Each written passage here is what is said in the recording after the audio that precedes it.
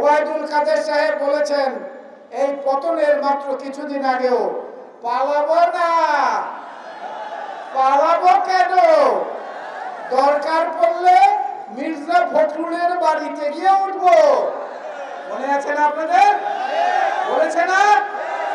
তারপরে আবার বলেছে প্রয়োজন পড়লে ঠাকুরগাঁয়ে গিয়ে তার বাড়িতে উঠবো।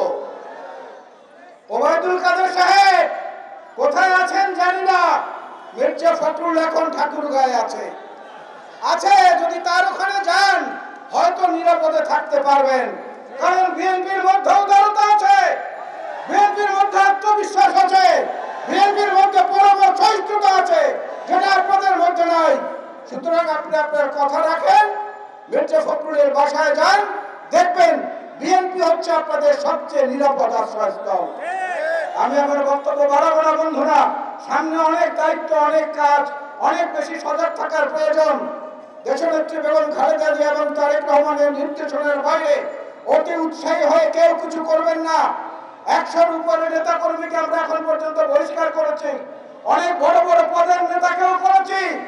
এই দলে বেগম খালেদা জিয়া এবং তারেক রহমান ছাড়া আর কেউ অপরিহার্য না, এই কথাটা দয়া করে মনে রাখবেন।